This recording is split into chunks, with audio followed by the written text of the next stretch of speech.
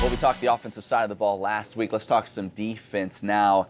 A struggle in 2016 for this Liberty defense was stopping the run. They gave up over 5 yards per carry. Do you see that as kind of the biggest objective for this defense, being able to improve in that regard, or is it something else?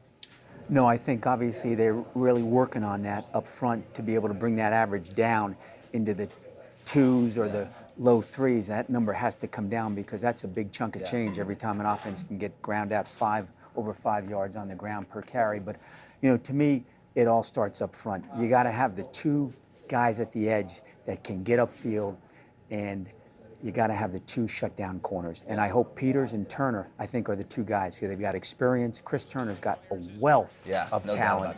At 6'2 and a half, it's just the problem for him is just putting on weight, but he is an extremely talented kid.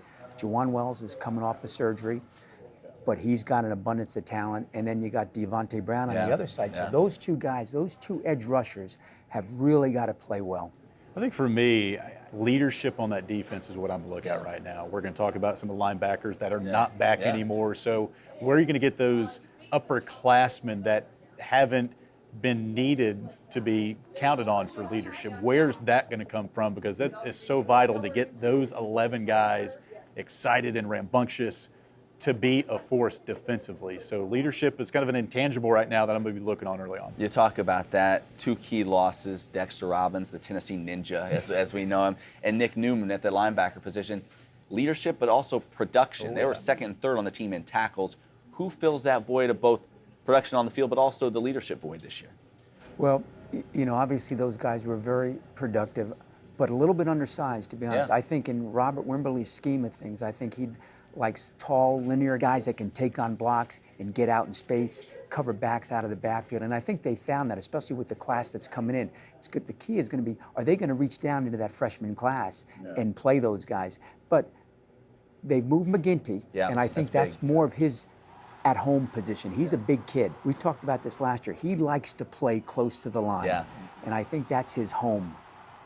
Yeah, and speaking of the linebacker core, it always seems like that's a group we always focus on because of their athleticism. Ryan Davis is a guy that I think can help fill some of those voids. Jalen McKinney, a couple of guys in the back of your mind. I think I remember that names name. You've heard, you just haven't necessarily seen a lot on the field. Not like a Nick Newman or Scott Hyland, Nick Sigmund from about 4 years ago. But those are some names that you're going to start hearing about because they're just going to be needed to fill some of those voids of those upperclassmen that are no longer here anymore. We talk about some of the guys we expect to be great. Juwan Wells, we all, I think, would say should be the standout player defensively for this squad. Who's the guy, though, that's not a household name right now that at the end of the season you're going to be saying, boy, that guy, he was huge for us? Well, I'm hoping that at the nose position, Greg Story.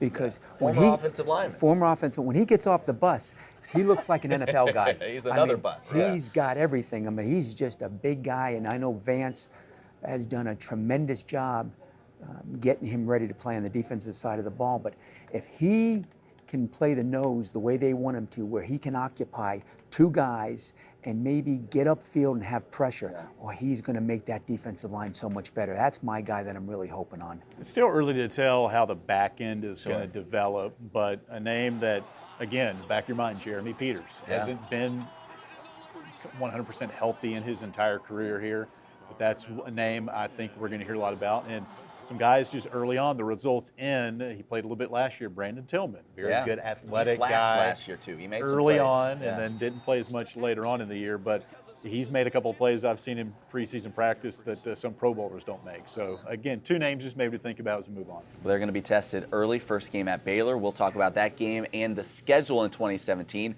when we return next week.